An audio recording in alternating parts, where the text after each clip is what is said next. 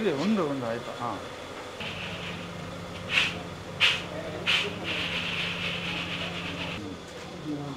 ಹಾಂ ಆ ಥರ ಮಿಕ್ಸ್ ಮಾಡೋದ್ರಿಂದ ಎಲ್ಲ ಬೀಜಕ್ಕೂ ಅಂಟ್ಕೊಳ್ಳುತ್ತೆ ಗೊತ್ತಾ ಹಾಂ ಬಿಸಿಯಲ್ಲೇ ಮಾಡಬೇಕು ಇದನ್ನು ಯಾಕಂದರೆ ಅದು ತಣ್ಣಗೆ ಆದಮೇಲೆ ಮಾಡೋದಕ್ಕಾಗಲ್ಲ ಅದು ಬರೋದಿಲ್ಲ ಲಗಡಲೆ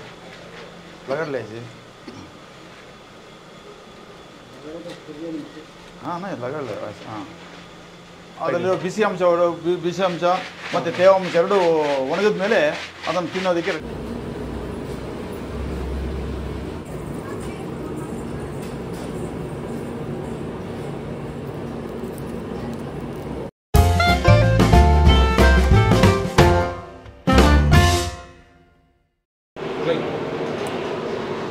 ಆಹಾ ಚಿಂತಾಮಣಿ ಅಂದಾಗ ಚಿಂತಾಮಣಿ ಕಡಲೆಕಾಯಿ ಬೀಜ ಟ್ರೈ ಮಾಡಲಿಲ್ಲ ಅಂದರೆ ಹೇಗೆ, ಅದನ್ನು ನಿಮಗೆ ತೋರಿಸಲಿಲ್ಲ ಅಂದರೆ ಹೇಗೆ ಅಲ್ವಾ?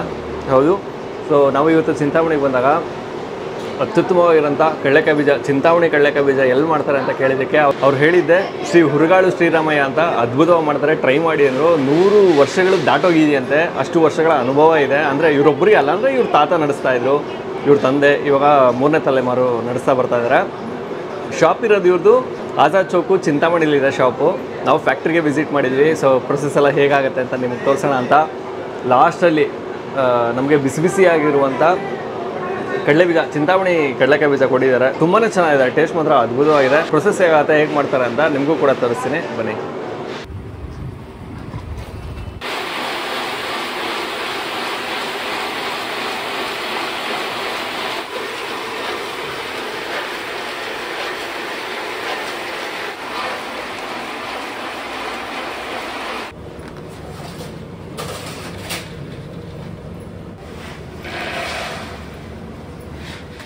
ಸರ್ ನಮಸ್ತೆ. ನಮಸ್ಕಾರ ಸರ್. ಸರ್ ತಮ್ಮ ಹೆಸರು? ನಮ್ಮ ಹೆಸರು ಅಶ್ವಥ್ ನಾರಾಯಣ ಅಂತ. ಅಶ್ವಥ್ ನಾರಾಯಣ ಅವರು. ಸರ್ ಶಾಪ್ ನೇಮ್ ಏನಂತ ಇದೆ ಸರ್? ಸರ್ ಶಾಪ್ ನೇಮು ನಾವು ಅದನ್ನೇನು ಇದು ಮಾಡ್ಕೊಂಡಿಲ್ಲ ದೊಡ್ಡದಾಗಿ. ನಮ್ಮ ತಂದೆಯವರು ಇದನ್ನು ಒಂಥರ ಒಂದು ಸಮಸ್ಯೆ ಚಿಕ್ಕದಾಗಿ ಇದು ಕಟ್ಟಿ ಭದ್ರವಾಗಿ ಭದ್ರಕೋಟೆ ಕಟ್ಟಿದ್ದಾರೆ. ಉರುಗಾಳಲ್ಲಿ ಸ್ವಚ್ಛ ಮತ್ತು ರುಚಿ, ಶುಚಿ ಮತ್ತು ಶುಚಿ ಅನ್ನೋದು ನಮ್ಮ ಕೋಟೆಯ ಸಿದ್ಧಾಂತ. ಅದನ್ನು ಯಾರು ಬೇಯಿಸೋಕ್ಕಾಗಲ್ಲ ಅನ್ನೋದು ನಮಗೆ ಮನವರಿಕೆ ಆಗಿಬಿಟ್ಟಿದೆ. ಯಾಕೆಂದರೆ ನಮ್ಮ ತಾತ ಅವರು ಇದನ್ನು ಚಿಕ್ಕದಾಗಿ ಬೆಳೆಸಿದ್ದು ಜೀವನೋಪಾಯಕ್ಕಾಗಿ. ನಮ್ಮ ಅಜ್ಜಿಯವ್ರು ಏನು ಮಾಡಿದ್ರೆ ಆವಾಗೆಲ್ಲ ನಾವು ಈ ಫುಡ್ಡಿಗೆ ದುಡ್ಡು ಕೊಟ್ಟು ಕೊಂಡ್ಕೊಳ್ಳೋದು ಯಾರು ಇರ್ತಾ ಇರಲಿಲ್ಲ. ಒಂದು 120 ವರ್ಷದ ಕೆಳಗೆ ಯಾರು ಇರ್ತಾಯಿದ್ರು, ಎಲ್ಲರೂ ಮನೆಗಳಲ್ಲಿ ಮಾಡ್ಕೊತಾ ಇದ್ರು. ಹಾಗಾಗಿ ಏನೋ ಹೊಟ್ಟೆಪಾಡಿಗೆ ಮಾಡೋದಕ್ಕೆ ಸ್ವಲ್ಪ ಮಾಡಿಕೊಂಡು ಆಚೆ ಅದೇನು ಅಲ್ಲಿ ಪುರಾತನ ದೇವಸ್ಥಾನ ಇದೆ, ಹರಿಹರೇಶ್ವರ ದೇವಸ್ಥಾನ ಅಂತ, ಅದು ಮುಂದೆ ಇಟ್ಕೊಂಡು ಮಾರ್ತಾಯಿದ್ವಿ ಗೊತ್ತಾ. ಅದನ್ನು ಏನೋ ಅಂದರೆ ಜನರು ರುಚಿ ನೋಡಿ ಬರೋದಕ್ಕೆ ಬಿಗಿನ್ ಮಾಡೋದು, ರುಚಿ ಕೊಂಡ್ಕೊಳ್ಳೋದಕ್ಕೆ. ಆವಾಗ ಏನಾಯ್ತು, ಇದೇ ನಮಗೆ ಒಂಥರ ಜೀವನೋಪಾಯಕ್ಕೆ ಒಂದು ಮಾರ್ಗ ಅಂತೇಳಿ ತಿಳ್ಕೊಂಡು ಆವಾಗ ಅದನ್ನು ಸ್ವಲ್ಪನೇ ಬಿಗಿನ್ ಮಾಡ್ಕೊಂಬಂದ್ವಿ. ಚೂರು ಒಂದು ಅರ್ಧ ಕೆ ಜಿಯಿಂದ 1 kg, 1 kgಯಿಂದ ಅರ್ಧ 2.5 kg ಈ ಥರ ಬೆಳೆಸ್ಕೊಂಡು ಬಂದ್ವಿ ನಮ್ಮ ಇದನ್ನು, ಏನೋ ನಮ್ಮ ವ್ಯಾಪಾರದನ್ನ. ಅದೇ ನಾನು ನಮ್ಮ ತಂದೆಯವರ ಶ್ರೀರಾಮಯ್ಯನವರು ಇದನ್ನು ಒಂದು ಯಾಕೆ ನಮಗೆ ಒಂದು ಜೀವನೋಪಾಯಕ್ಕೆ ಇದೇ ಮಾರ್ಗವಾಗಿರುವಾಗ ಇದನ್ನು ನಾವು ಯಾಕೆ ಬೆಳೆಸ್ಕೋಬಾರ್ದು ಅಂಥೇಳಿ ಅದನ್ನೇ ಬರೀ ಕಾಳು ಮಾಡೋದನ್ನೇ ರೂಢಿ ಮಾಡ್ಕೊಂಬಿಟ್ಟು ಬೇರೆ ವ್ಯಾಪಾರಕ್ಕಿಂತ ಇದೇ ನಮಗೆ ಉತ್ತಮ ಜೀವನೋಪಾಯಕ್ಕೆ ಅಂತೇಳಿ ಅದನ್ನು ಮಾಡೋದು. ಅದೇನಾಯ್ತಂದರೆ ರುಚಿ ಮತ್ತು ಶುಚಿಯಲ್ಲಿ ಕಾಂಪ್ರಮೈಸ್ ಆಗಲ್ಲ, ರುಚಿಯಲ್ಲೂ ಕಾಂಪ್ರಮೈಸ್ ಆಗಲ್ಲ ಗೊತ್ತಾ. ಆ ಥರನೇ ಬೆಳೆಸ್ಕೊಂಬಂದ್ಬಿಟ್ವಿ ನಾವು ಗೊತ್ತಾ. ಅದನ್ನೇ ಏನು ಮಾಡೋದಂದರೆ ಎಷ್ಟೇ ಕಷ್ಟ ಬರಲಿ, ಎಂಥ ಕ್ವಾಲಿಟಿ, ಎಂಥ ಮಳೆಗಾಲ ಆಗಲಿ ಚಳಿಗಾಲ ಆಗಲಿ, ಬೆಳೆ ಸರಿಯಾಗಿ ಬರದೇ ಇರಲಿ ಅಂಥದ್ರಲ್ಲೂ ಕೂಡ ಫಸ್ಟ್ ಶುಚಿಗೆ ಪ್ರಾಧಾನ್ಯ ಮತ್ತು ರುಚಿಗೆ ಪ್ರಾಧಾನ್ಯ. ಅದನ್ನೇ ನಾವು ಬೆಳೆಸ್ಕೊಂಡು ಬರ್ತಾಯಿದ್ದೀವಿ ನಾವು ಗೊತ್ತಾ. ಈಗಲೂ ನಮ್ಮ ಹಿರಿಯರು ಹಾಕ್ಕೊಟ್ಟ ದಾರಿ ಸುಗಮವಾಗಿ ಆವಾಗ ನಡೀತಾ ಇತ್ತು, ಈಗ ಸ್ವಲ್ಪ ಕಷ್ಟ ಆಗ್ತಾಯಿದೆ ಅಷ್ಟೇ ಗೊತ್ತಾ. ಹಾಗಾಗಿ ಇದನ್ನು ನಾವು ಎಷ್ಟೇ ಕಷ್ಟ ಬರಲಿ, ಎಷ್ಟೇ ಇದಾಗಲಿ ಅದನ್ನು ನಾವು ನಡ್ಸ್ಕೊಂಡು ಹೋಗ್ತೀವಿ ಸರ್. ಇದನ್ನು ಏನಂತೂ ಹೆಸರಿಡೋದಕ್ಕೆ ಮುಂಚೆ ಏನಂದರೆ ಕಾಳು ಅಂಗಡಿ, ಉರುಗಾಳ ಅಂಗಡಿ ಅಂತ ಫೇಮಸ್ ಆಗಿತ್ತು. ಇದೇನಾಯ್ತು ಅಂದರೆ ಎಲ್ಲ ಕಡೆಯೂ ಏನು ಮಾಡುತ್ತಂದರೆ ಚಿಂತಾಮಣಿಯಿಂದ ಬರೋದು ಕಾಳಲ್ವಾ ಅಂತೇಳಿ ಚಿಂತಾಮಣಿ ಕಳೆ ಬೀಜ ಅಂತ ರೂಢಿ ಮಾಡ್ಕೊಂಡು ಎಲ್ಲರೂ.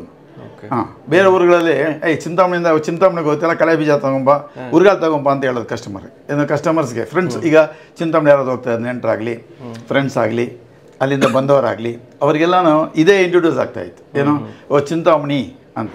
ಇಲ್ಲಿಂದ ತೊಗೊಂಡವ್ರಿಗೆಲ್ಲ ಅಲ್ಲಿ ಆಫೀಸ್ಗಳಲ್ಲಿ ಏನಾದ್ರು ಚಿಂತಾಮಣಿ ಬಂತು ನೋಡೋ ಅನ್ನೋದು ಏನು ಐಡೆಂಟಿಫಿಕೇಷನ್ ಗೊತ್ತಾ. ಪ್ರತಿಯೊಂದು ಅಧಿಕಾರಿಗಳ ಆಫೀಸ್ಗಳಾಗಲಿ, ಈಗ ಒಂದು ಎಲ್ಲ ಆಸ್ಪತ್ರೆ ಆಗಲಿ, ಇಲ್ಲ ಎಲ್ಲಾದರೂ ಆಫೀಸಲ್ಲಿ ಹೋಗಿ ಇವರು ಮಾತಾಡೋದಾಗಲಿ ಏನಾದ್ರು ಇರುತ್ತಲ್ಲ, ಅವಾಗ ಚಿಂತಾಮಣಿ ಬಂತು ಅಂತ ಅವ್ರ ಹೆಸರು ಇಡ್ತಾ ಇರಲಿಲ್ಲ. ಚಿಂತಾಮಣಿ ಕಾಳು ತಂದ ಚಿಂತಾಮಣಿ ಅಂತ ಹೆಸರು ಇಟ್ಬಿಟ್ಟು ಕರೀತಾ ಇದ್ರು ಅವ್ರನ್ನೆಲ್ಲ. ಈ ಥರ ಆಗ್ತಾಯಿದ್ರು. ಇದೇನಾಯ್ತು ಅಂದರೆ ಜನ ಬೇರೆಯವರ ನೋಡ್ಕೊಂಡು ಅರೆ ಚಿಂತಾಮಣಿ ಅಂದ ತಕ್ಷಣ ಕಾಳು ಸೇರಾಗುತ್ತಲ್ಲ ಅನ್ನೋದು ಇಟ್ಕೊಂಡು ಈಗ ಎಲ್ಲ ನೋಡಿ ಎಲ್ಲ ಬಂಗಾರಪೇಟೆ ಚಾಟ್ಸ್, ಮುಳ್ಬಾಗಲ್ ದೋಸೆ ಈ ಥರ ಆಗ್ತಿದೆಯಲ್ಲ. ಇದನ್ನ ಮಾಡ್ಕೊಂಡು ಚಿಂತಾಮಣಿಯಲ್ಲಿ ಎಲ್ಲರೂ ಅದನ್ನು ರೂಢಿ ಮಾಡ್ಕೊಂಡ್ಬಿಟ್ರು. ಏನೋ ಉರಿಯೋದು, ಖಾರ ಹಾಕೋದು, ಬೆಂಗಳೂರಲ್ಲಿ ಮಾರೋದು, ಏನಂದ್ರೆ ಚಿಂತಾಮಣಿ ಅಂತ ಹೇಳೋದು. ಗೊತ್ತಾ? ನಾವಂತೂ ಈಗಲೂ ಅಷ್ಟೇ ಕ್ವಾಲಿಟಿ ಕೊಡ್ತೀವಿ. ಗೊತ್ತಾ? ಶುಚಿ ಮತ್ತು ರುಚಿ ಎರಡಲ್ಲೂ ಕಾಂಪ್ರಮೈಸ್ ಆಗೋಲ್ಲ. ಅದನ್ನೇ ಬೆಳೆಸ್ಕೊಂಡು ಹೋಗ್ತಾ ಇದ್ದೀವಿ ನಾವು. ಈಗ ನಾವು ಮಾಡೋದು ನಮ್ಮ ಅಂಗಡಿ ಮಟ್ಟಿಗೆ ನಾವು ತಯಾರು ಮಾಡ್ಕೋತೀವಿ. ಇದನ್ನೆಲ್ಲೂ ಮಾರಲಿಕ್ಕೆ ಔಟ್ಲೆಟ್ಗಳಿಲ್ಲ, ನಾವು ಯಾರು ಮಾರೋದಕ್ಕೆ ಕೊಡೋದು ಇಲ್ಲ. ಗೊತ್ತಾ? ಯಾಕೆಂದರೆ ಇದು ಪ್ರತಿಯೊಂದು ಹ್ಯಾಂಡ್ ಪೀಕ್ ಮಾಡಬೇಕು, ಆರಿಸ್ಬೇಕು, ಪ್ರತಿಯೊಂದು ಕಾಳು ಆರಿಸ್ತೀವಿ ನಾವು. ಇದು ನಮ್ಮ ವಿಶೇಷ. ಇದನ್ನು ಯಾರೂ ಮಾಡೋಕ್ಕಾಗಲ್ಲ. ಗೊತ್ತಾ? ಇದನ್ನು ನಾವು ಮಾಡ್ತಿದ್ದೀವಿ, ಅದನ್ನೇ ಬೆಳೆಸ್ಕೊಂಡು ಬಂದಿದ್ದೀವಿ ನಾವು. ಹಾಗಾಗಿ ಇದನ್ನು ಜಾಸ್ತಿ ಮಾಡೋಕ್ಕಾಗಲ್ಲ, ಮಾರ್ಕೆಟಿಂಗ್ ಮಾಡೋಕ್ಕೂ ಆಗ್ತಾಯಿಲ್ಲ ನಮ್ಮ ಕೈಲಿ. ಓಕೆ, ಇದು ನಮ್ಮ ಸಿದ್ಧಾಂತ. Okay, super sir. ಸೊ ಎಷ್ಟು ವರ್ಷ ಆಗಿದೆ ಸರ್ ಅಂದಾಜು? ಸರ್ ಈಗ ನಮ್ಮ ತಾತ ಅವ್ರು ಬಿಗಿನ್ ಮಾಡಿದ್ದು, ಅವ್ರದ್ದು ಒಂದು 40-50 ವರ್ಷ ಆಗಿರುತ್ತೆ. ಅವರು ಮಾಡಿರೋದು. ಮತ್ತು ನಮ್ಮ ತಂದೆಯವರು ಒಂದು 50 ವರ್ಷ ಆಗಿರುತ್ತೆ ಮಾಡಿದ್ದು. ಈಗ ನಮಗೆ ಈಗ 60 ವರ್ಷ. ಗೊತ್ತಾ? ನಾವು ನಮ್ಮ ತಂದೆ ಜೊತೆಗೆ ಹಂಗೆ ಬೆಳೆಸ್ಕೊಂಡ್ಬಂದಿದ್ದೀವಿ. ಗೊತ್ತಾ? ಈಗ ನಮಗೊಂದು 60 ವರ್ಷ. ಗೊತ್ತಾ? ಈಗ ಲೆಕ್ಕ ಹಾಕೊಳ್ಳಿ, ಒಂದು 50 ಅಂದರೆ ಒಂದು 100 ವರ್ಷದ ಮೇಲೆ ದಾಟ್ಬಿಟ್ಟಿದೆ. 100 ವರ್ಷ ದಾಟೋಗಿದೆ. ಆದರೂ ನಾವು ಒಂದು 100 years ಸಿನ್ಸ್ ಅಂತ ಹಾಕೊಂಡಿದ್ದೀವಿ ಅಷ್ಟೇ. Okay, super super sir. ಮತ್ತೇನು ಎಷ್ಟು ಥರ ಕಾಳುಗಳು ಸಿಗುತ್ತೆ ಸರ್ ನಿಮ್ಮಲ್ಲಿ? ಸರ್ ಇಲ್ಲಿ ಕಾಳುಗಳು ಹುರುಳಿಕಾಳು, ಕಡಲೆಕಾಳು, ಅಲಸಂದಿ ಕಾಳು, ಹೆಸರು ಕಾಳು, ಅವರೆಕಾಳು, ಕಡಲೆ ಬೀಜ, ಇಷ್ಟು ವೆರೈಟಿ ನಾವು ಮಾಡ್ತೀವಿ. ಗೊತ್ತಾ? ಇದು ಪ್ರತಿಯೊಂದು ಕೂಡ ಅಷ್ಟೇ ಮಾರ್ಕೆಟಿಂದ ತಂದು ಅದನ್ನು ನೀಟಾಗಿ ಏನೋ ಕಡ್ಡಿ, ಕಸ, ಹುಳಕ, ಕೊಳ್ತೋಗಿರೋದು ಅವೆಲ್ಲ ಸಪ್ರೇಟ್ ತೆಗೆದುಬಿಟ್ಟು, ಗೊತ್ತಾ, ಅದನ್ನು ಒಂದು 2 ಸಲ ತೊಳೆದು ಮತ್ತೆ ಅದನ್ನು ನಾವು ಇದು ಮಾಡ್ತೀವಿ. ಯಾಕೆಂದರೆ ಎಲ್ಲ ಕೆಮಿಕಲ್ ಪ್ರೊಸೆಸ್ ಜಾಸ್ತಿ. ಯಾವುದೇ ಆಹಾರ ಪದಾರ್ಥಗಳಿಗೆ ಕೆಮಿಕಲ್ ಇದ್ದರೆ ಏನೂ ಮಾಡ್ತಾ ಇಲ್ಲ. ಗೊತ್ತಾ? ಹಾಗಾಗಿ ಅದನ್ನು ಅಷ್ಟು ಶುಚಿಯಾಗಿ ಮಾಡಿ ಮತ್ತೆ ನಾವು ಅದನ್ನು ನೀರಿಗೆ ನೆನೆಸಿ ಮತ್ತೆ ನೆಂದಾಗ ಕೂಡ ಮತ್ತೆ ಇನ್ನೊಂದು ಸಲ ಅದನ್ನು ಕ್ಲೀನ್ ಮಾಡ್ತೀವಿ. ಯಾಕೆಂದರೆ ಸಣ್ಣ ಸಣ್ಣ ಏನೋ ತೂತಿದ್ರೆ ಹುಳ ಕಚ್ಚಿರುತ್ತೆ, ಅದರ ಸ್ವಲ್ಪ ಎಕ್ಸ್ಪೆಂಡ್ ಆಗುತ್ತೆ. ಅದನ್ನೆಲ್ಲ ಮತ್ತೆ ಆರಿಸಿ, ಗೊತ್ತಾ, ಮತ್ತೆ ನಾವು ಹುರಿದು ಖಾರ ಹಾಕೋದು. ಇನ್ನು ಎಲ್ಲರೂ ವ್ಯಾಪಾರ ಮಾಡ್ತಾರೆ, ಎಲ್ಲ ಕಡೆನೂ ಚಿಂತಾಮಣಿ ಅಂತೂ ಕೊಡ್ತಾ ಇರ್ತಾರೆ. ಆದರೆ ಇಷ್ಟು ಇದನ್ನು ಮಾಡಿ ಕೊಡೋದು ಯಾರೂ ಇಲ್ಲ. ಹೆಸ್ರ ಮೇಲೆ ಎಲ್ಲರೂ ತೊಗೊತಾ ಇದ್ದಾರೆ, ಪಾಪ ಮಾರ್ಬಿಡ್ತಾ ಇದ್ದಾರೆ, ದುಡ್ಡು ಮಾಡ್ಕೊಂಡ್ಬಿಡ್ತಾ ಇದ್ದಾರೆ. ಗೊತ್ತಾ? ನಾವು ಕಷ್ಟಪಟ್ಟು ಹೆಸರು ಉಳಿಸ್ಕೊತಾ ಇದ್ದೀವಿ. ಕಡಲೆ ಬೀಜದ ಮೇಲೆ ಇರುವಂತಹ ಮಸಾಲೆ ಇದೆಯಲ್ಲ, ಅದು ಬಹಳ ಇಷ್ಟಪಡ್ತಾರೆ. ಏನೋ ಸೀಕ್ರೆಟ್ ಉಂಟಾ ಸರ್? ಉಂಟು ನೋಡಿ, ಮೆಣಸಿನ್ಕಾಯಲ್ಲಿ ಕೂಡ ಒಂದು ಸೀಕ್ರೆಟ್ ಇದೆ. ಯಾಕೆಂದರೆ ನಮ್ಮ ಈ ನಾಟಿ ತಳಿ ಅಂತ ಬರ್ತಿದ್ಲಿ, ಶಿಡ್ಲಘಟ್ಟ, ಚಿಕ್ಕಬಳ್ಳಾಪುರ, ಚಿಂತಾಮಣಿ ಕಡೆ ಬೆಳೆಯೋದು ಮೆಣಸಿನ್ಕಾಯಿ. ಅದು ಖಾರ ಜಾಸ್ತಿ ಇರುತ್ತೆ, ಒಂಥರ ರುಚಿ ಇರುತ್ತೆ. ಆದರೆ ಈಗ ಬೇರೆ ವಿವಿಧ ತಳಿ ಬಂದು ಮೆಣಸಿನ್ಕಾಯಲ್ಲಿ ಖಾರನೇ ಇರಲ್ಲ, ರುಚಿ ಇರಲ್ಲ, ಘಾಟಿ ಇರಲ್ಲ. ಇದು ಸಮಸ್ಯೆ ಆಗ್ತಾಯಿದೆ ನಮಗೆ.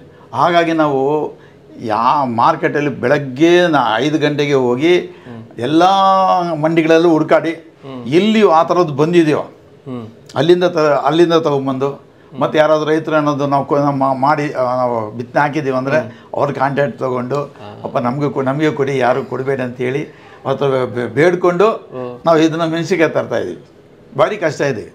ಮುಂಚಿನ ಥರ ನಾಟಿ ತಳಿ ಯಾರೂ ಬೆಳೀತಾ ಇಲ್ಲ. ಅದು ಕೆಜಿ ಒಂದು ಗಿಡಕ್ಕೆ 100 ಗ್ರಾಮ್ 200 ಗ್ರಾಮ್ ಸಿಗುತ್ತೆ. ಈಗ ಬರೆಯೋ ತಳಿ ಒಂದು ಗಿಡಕ್ಕೆ ಕೆಜಿ ಗಟ್ಟಲೆ ಸಿಗುತ್ತೆ. ಈಗ ಬೆಳೆಯೋ ರೈತ ಏನು ಮಾಡ್ತಾನಂದರೆ ಅವನಿಗೆ ಹೀಳ್ಲಿಕ್ಕೆ ಕಮ್ಮಿ ಬರಬೇಕು ಏನೋ. ಹಾಗಾಗಿ ಇದನ್ನ ತಳಿಗಳನ್ನ ಹಳೆ ತಳಿಗಳನ್ನೆಲ್ಲ ಮರ್ತೋಗ್ಬಿಡ್ತಾ ಇದ್ದಾರೆ ಜನ. ನಮಗೆ ಅದರಲ್ಲಿರೋ ರುಚಿ ಈಗ ಬರೋ ತಳಿಗಳಲ್ಲಿ ಸಿಗ್ತಾ ಇಲ್ಲ. ಹಾಗೆ ಯಾವುದು ರುಚಿಯಾಗಿರುತ್ತೋ ಅಂಥ ಮೆಣಸಿನ್ಕಾಯಿ ಆರಿಸ್ಕೊಂಡು ಮತ್ತೆ ನಾವು ಇದನ್ನು ಹಾಕ್ತಿದ್ದೀವಿ. ಇದು ಸೀಕ್ರೆಟ್. ಮತ್ತೆ ಒಳ್ಳೆ ಪದಾರ್ಥ ಬಳಸೋದ್ರಿಂದ ರುಚಿ. ರುಚಿ ಹೌದೌದು. ಯಾವುದಂಥ ಪದಾರ್ಥ ನಾವು ಬಳಸೋಕ್ಕೂ ಹೋಗೋದಿಲ್ಲ, ಯಾಕಂದರೆ ರುಚಿ ಬರಬೇಕಲ್ಲ. ಸತ್ಯ ಸರ್. ಹಂಗೆ ಇವಾಗ ಎಲ್ರಿಗೂ ಒಂದು ಕುತೂಹಲ ಇರುತ್ತೆ, ಚಿಂತಾಮಣಿ ಕಳಕೆ ಬೀಜ ಹೇಗೆ ರೆಡಿ ಆಗುತ್ತೆ, ಅಕ್ಕುಟಿಂಗ್ ಅಂದರೆ ಹೇಗಿರುತ್ತೆ ಸೊ ಅನ್ನೋದು. ಅದನ್ನೇನೋ ತೋರಿಸ್ಬೋದಾ, ಪ್ರೊಸೆಸ್ ಏನೋ ತೋರಿಸ್ಬೋದಾ?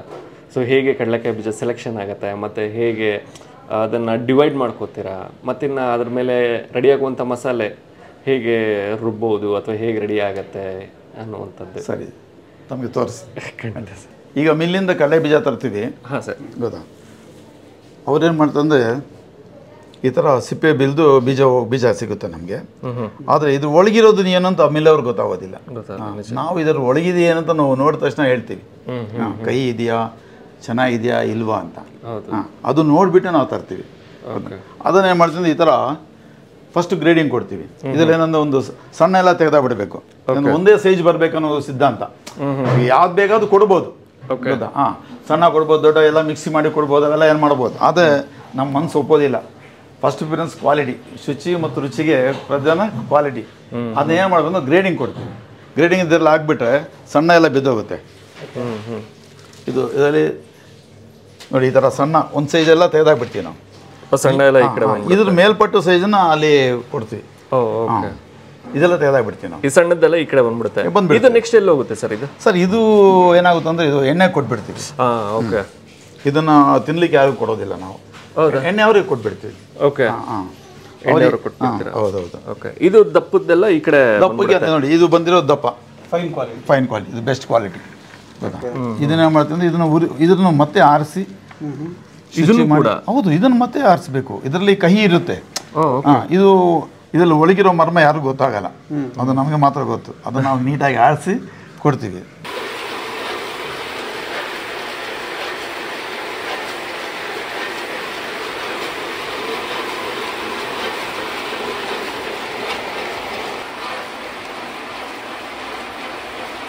ನೋಡಿ, ಈಗ ಇದಕ್ಕೆ ಮೆಣಸಿನಕಾಯಿ ಹಾಕಿದ್ದೀವಿ. ಓಕೆ. ನೋಡಿ, ಇದು ರಫ್ ಆಗಿದೆ ನೋಡಿ. ಓಕೆ.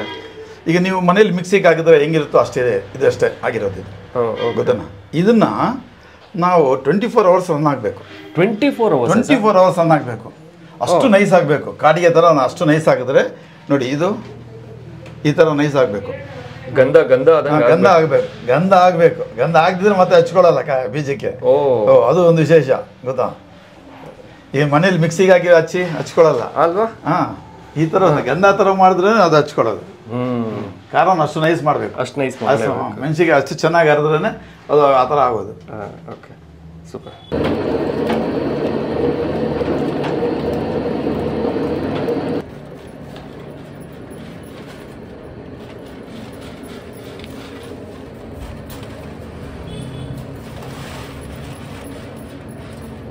ಬೀಜದಲ್ಲಿ ಇದೆಲ್ಲ ಕೊಳ್ತೋಗಿರೋದು ಕಹಿ ಇರುತ್ತೆ. ಓಕೆ. ಹೌದಾ. ಇದನ್ನು ಉಂಡ ನೋಡಿ, ಇದು ಒಳಗೆ ಈ ಥರ ಕೆಟ್ಟೋಗಿರುತ್ತೆ. ಮೇಲೆ ಚೆನ್ನಾಗಿರುತ್ತೆ ಬೀಜ. ಅದೆಲ್ಲ ನಾವು ಆರಿಸ್ತೀವಿ. ಇದನ್ನು ಯಾವ ಮಿಲ್ಲವರು, ಯಾವ ಗ್ರೇಡಿಂಗ್ ಮಿಷಿನು ಮಾಡಲ್ಲ. ಇದನ್ನು ನಾವು ಮಾಡ್ತೀವಿ. ಇದು ಬೀಜ ಚೆನ್ನಾಗಿರುತ್ತೆ, ಒಳಗಡೆ ಕೆಟ್ಟೋಗಿರುತ್ತೆ ನೋಡಿ. ಈ ಥರ ಪ್ರತಿಯೊಂದೂ ಇದೆಲ್ಲ ಸೂಕ್ಷ್ಮದಿಂದ ಆರಿಸ್ಬೇಕು. ಕಹಿ ಬೀಜ ಇದೆಲ್ಲ ನಾವು ಮಾಡ್ತೀವಿ. ಇದನ್ನು ಯಾರೂ ಮಾಡೋದಿಲ್ಲ. ಅದೇ ನಮ್ಮ ಹೆಸರು ಕಳಿಸೋದಕ್ಕೆ ಒಂದು ಕಾರಣ. ಬೇಸ್ ಆಫ್ ಇದು ಬಿಸ್ನೆಸ್ ಬೇಸಿಕ್ ಇದು. ಇದು ಫೈನಲೈಸ್ ಈ ಥರ ನೀಟಾಗಿ ಆರಿಸೋದು. ಇದು ಫೈನಲ್ ಅದಲ್ಲೆಲ್ಲ ನೀಟಾಗಿ ತೆಗೆದುಬಿಟ್ಟು ಇದು ಫೈನಲ್. ಇದನ್ನು ಈಗ ಹುರಿಯೋಕೆ ಕೊಡ್ತೀವಿ. ಓಕೆ. ಇದನ್ನು ಹುರಿದು ಖಾರ ಹಾಕೋದು. ಹೌದು. ಅಂದರೆ ಇದನ್ನು ಖುದ್ದಾಗಿ ಈ ಥರ ಕೈಯಲ್ಲೇ ಆರಿಸ್ಬೇಕು. ಬೇರೆ ಏನು ಮಿಷನರಿಯಲ್ಲಿ ಬರೋದಿಲ್ಲ. ಮಿಷನರಿಯಲ್ಲಿ ಮಾಡೋಕ್ಕೆ ಆಗಲ್ಲ.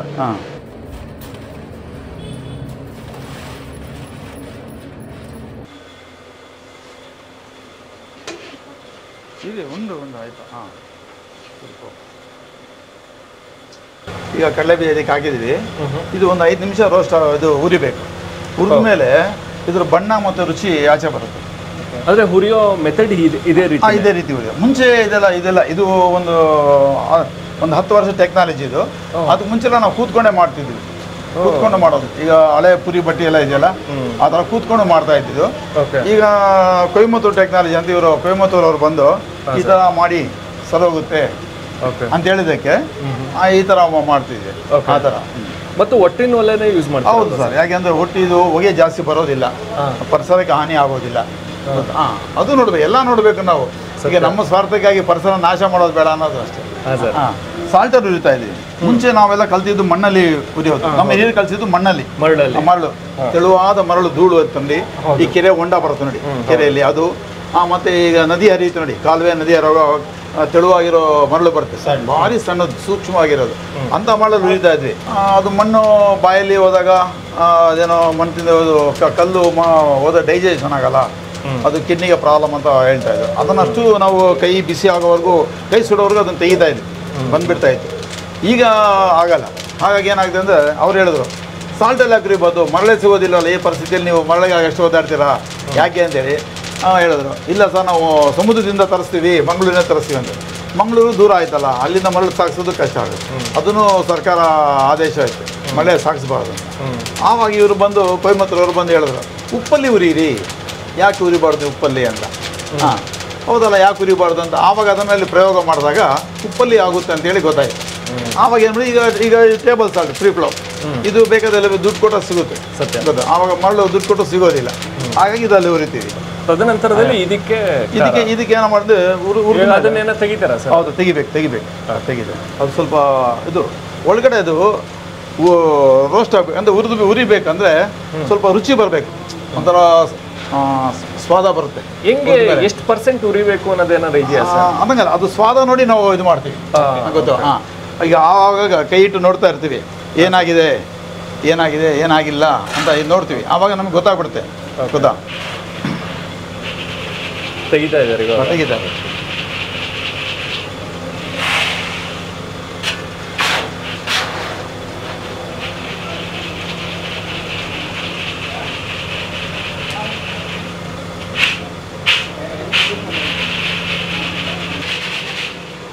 ಆ ಥರ ಮಾಡೋದ್ರಿಂದ ಉಪ್ಪೆಲ್ಲ ಬಂದ್ಬಿಡುತ್ತೆ. ಹಾಂ ಹೌದು. ಆ ಥರ ಮಿಕ್ಸ್ ಮಾಡೋದ್ರಿಂದ ಖಾರ ಎಲ್ಲ ಬೀಜಕ್ಕೂ ಅಂಟ್ಕೊಳ್ಳುತ್ತೆ ಗೊತ್ತಾ. ಹಾಂ, ಬಿಸಿಯಲ್ಲೇ ಮಾಡಬೇಕು ಇದನ್ನು. ಯಾಕಂದರೆ ಅದು ತಣ್ಣಗೆ ಆದಮೇಲೆ ಮಾಡೋದಕ್ಕಾಗಲ್ಲ, ಅದು ಬರೋದಿಲ್ಲ. ಲಗಡ್ಲೆ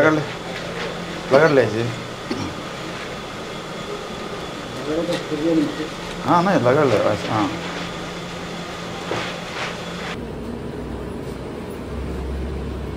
ನಾವು ಇಷ್ಟು ವೆರೈಟಿ ತಯಾರು ಮಾಡ್ತೀವಿ. ಇಷ್ಟು ವೆರೈಟಿ? ಹೌದು. ಇದು ಹೆಸರು ಕಾಳು.